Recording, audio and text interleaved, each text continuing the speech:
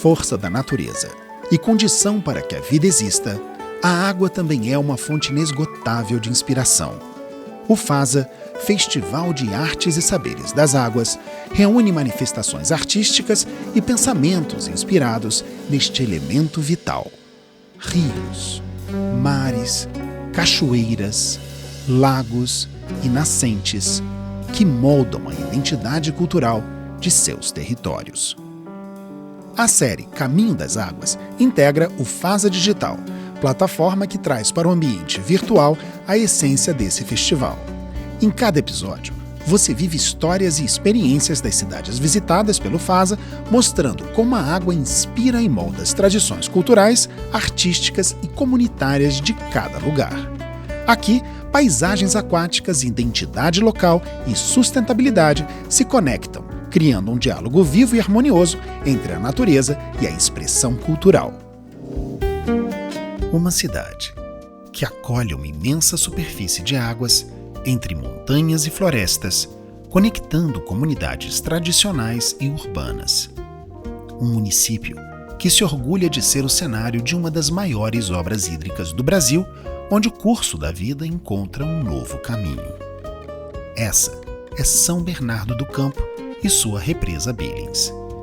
Nascida do Projeto da Serra, idealizado pelo engenheiro Asa White Kenny Billings nos anos de 1920, a represa surgiu como uma solução para a geração de energia elétrica e o avanço da industrialização de São Paulo.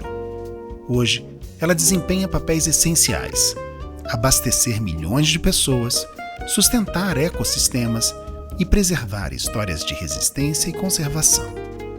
Porém, suas águas também enfrentam desafios urgentes: a pressão de uma metrópole crescente e a necessidade de equilibrar progresso e sustentabilidade. No coração de São Bernardo, conhecemos o coletivo Sankofa, que transforma a água em poesia e ancestralidade. O grupo é conhecido por propagar a cultura afro-brasileira por meio da dança, percussão e teatro, oferecendo um diálogo entre o passado ancestral e o presente urbano. Conversamos com o dramaturgo Carlos Vitor, que é diretor artístico e coreógrafo deste grupo. A missão do coletivo é propagar e disseminar a cultura urbana como forma de enaltecê-la, a fim de trazer um enriquecimento para aqueles que participam junto conosco.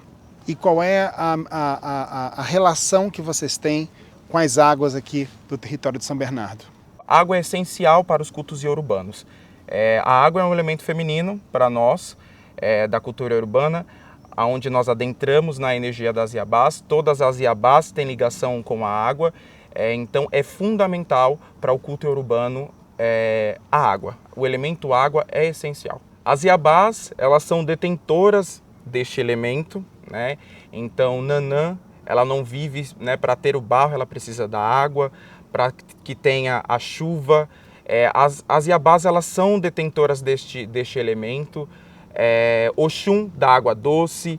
Aqui no Brasil, muitas pessoas associam a Iemanjá à dona do mar, mas ela também, em África, é dona das águas doces, como todas as Iabás. No território urbano, todos os rios se interligam e todas as Iabás, elas têm esse elemento água. Assim como o coletivo Sankofa encontra na água uma fonte de ancestralidade e resistência, a aldeia Guarani Guarapaju mantém uma relação espiritual com esse elemento vital. Localizada a apenas 400 metros da represa Billings, ela resiste como um bastião de tradição e espiritualidade. É um espaço onde as águas têm alma e os rios carregam histórias transmitidas entre gerações. Aqui, tivemos a oportunidade de entrevistar Yamandu Guarapaju. Yamandu nos falou sobre sua relação com as águas, como que para ele, a água é vida e espírito, ao ponto que ao poluirmos um rio, estamos diretamente ofendendo sua alma.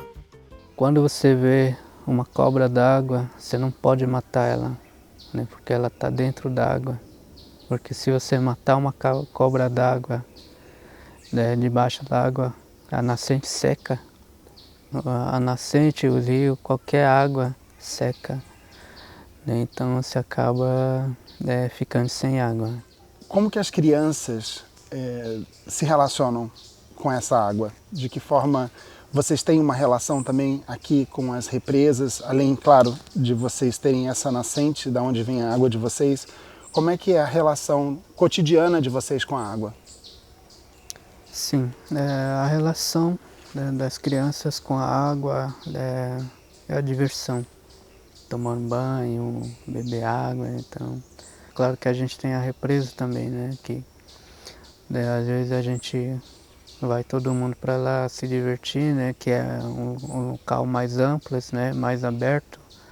Mas assim, a relação com as nascentes é respeitosa, né, como da forma que a gente, né, respeita as nascentes, eles também têm esse respeito por nascente.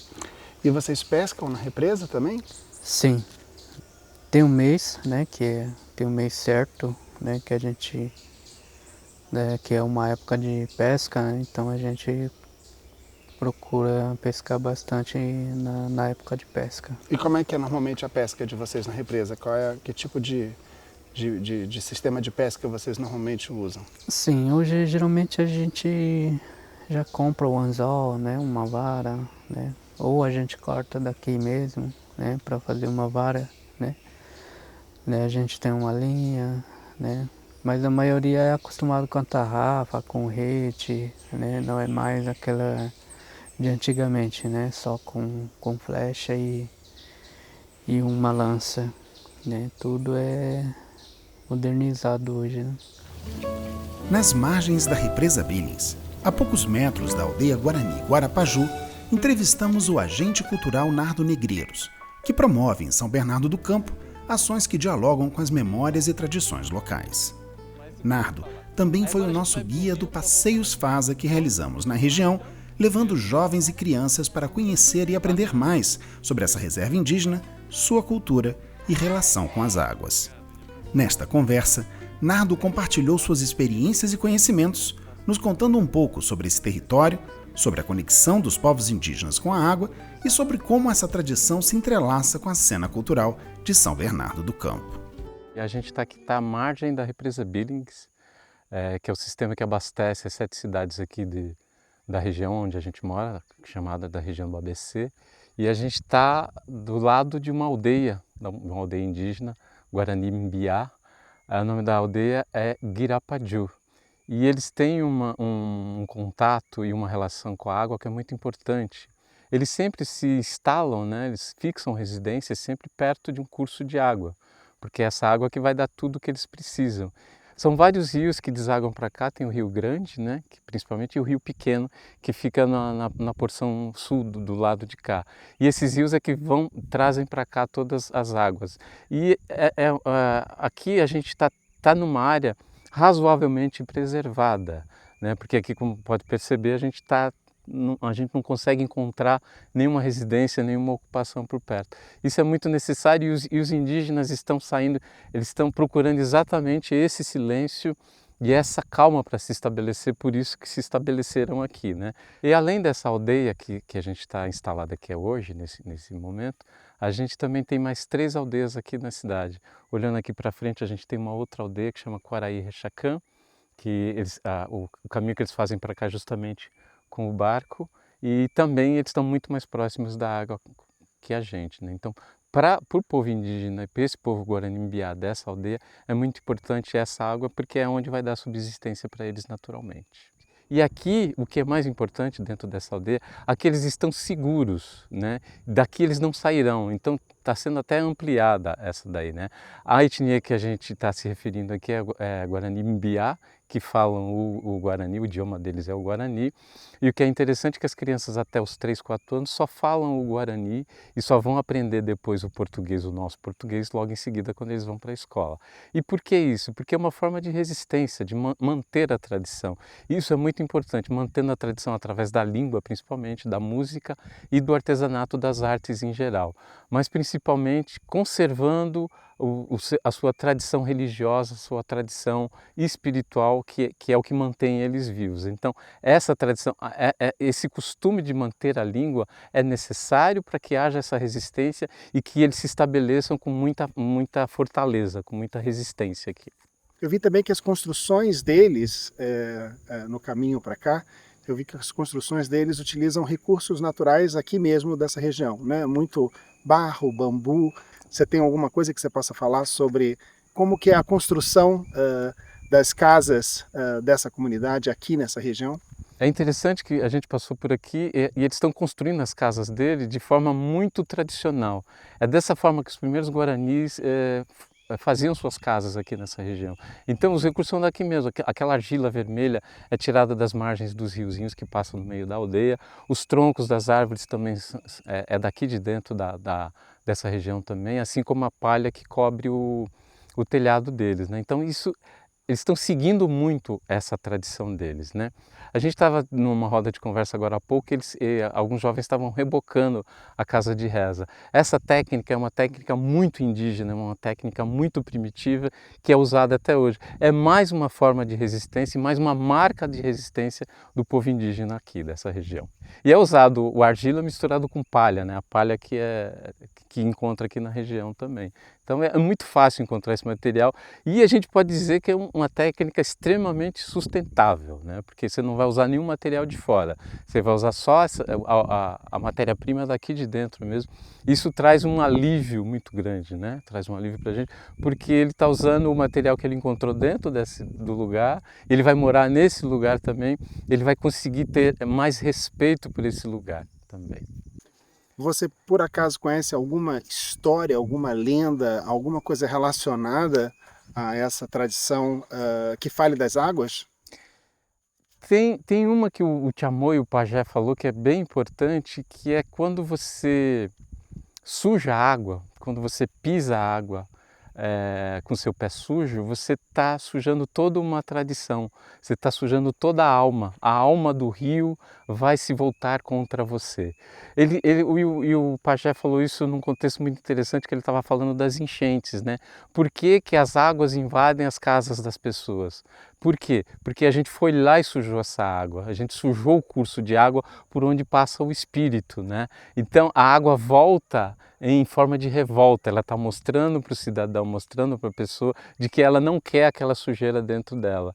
Então dessa forma fica muito bem contextualizada. A gente que é branco, que é juruá, consegue entender muito bem o porquê que a água volta para a nossa casa, né? E os velhos, os tiramões, os pajés sabem disso, né? Que se a gente sujar, essa água volta para a gente, volta com muito mais violência, volta no sentido de cobrar da gente, da nossa alma, o que a gente fez com ela. Também na aldeia Guarani Guarapaju, conhecemos Yatecaraité, uma guardiã das tradições de sua aldeia, que nos apresentou uma canção ancestral que celebra o respeito e a harmonia entre a humanidade e a natureza, revelando a profunda conexão de seu povo com os elementos essenciais que sustentam a vida.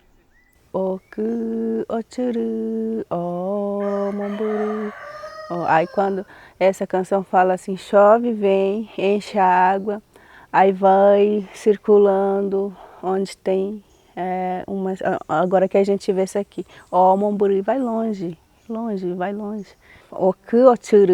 A chuva vem e leva, vai onde não tem, que possa estar vendo o finalzinho, aí canta. Ó, Momburi, aí vai longe, ó, Momburi quer dizer, ó, vai longe. Yande minha quaraú maramanja. Aí fala assim, nós também, a gente fica feliz conforme a água também. Quando vem um pôr do sol, a gente fica feliz também. A gente quer ver o sol nascer. É a mesma coisa que a água também. Eles querem a água bem limpa. Vai aonde? Dando a felizada de todas as crianças, né?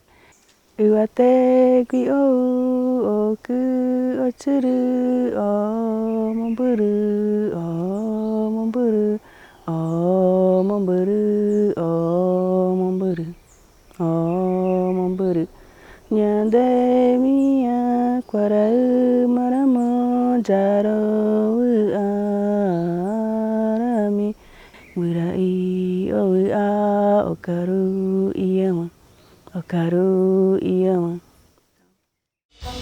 A Alma das Águas também é fonte de inspiração na obra de um dos mais importantes filhos de São Bernardo do Campo, Itacir Bocato Júnior. Nascido em 1960, Boccato é um dos maiores trombonistas do Brasil, tendo tocado ao lado de ícones como Elis Regina, Rita Lee, Ney Matogrosso e Seu Jorge, e participado de festivais renomados como Montreux, Moscou e Suíça. Em composições como Santuários das Baleias, ele traduz o majestoso encontro entre a música e os mistérios e belezas da natureza de forma poderosa e fluida. Quando vocês me chamaram, eu pensei em 2 músicas que eu fiz numa série e modifiquei elas. Seria o Santuário das Baleias, aquele som das baleias, aquele momento especial delas e a comunicação dela entre oceanos de um lado para o outro, e o Suplício da Baleia, que era aquela fase que estavam matando baleia pra caramba, que diminuiu muito. E a água, né? A água entra nisso como uma inspiração muito grande. Eu, por exemplo, sou uma pessoa bem solar, então eu preciso da água. A água me dá equilíbrio, a água me dá... né? Então, em pensar que nós somos brasileiros, né? É um continente de água, né? Mas o que é bonito é a água. Quanto ela é assim na vida da gente, é uma coisa que inspira, que traz... Consigo começar a lembrar o Hermeto Pascoal tocando flautinha na água, abaixando. Então a água está sempre nas minhas composições, sempre nos meus momentos, porque eu acho que a água é a vida, é a coisa mais importante para nós.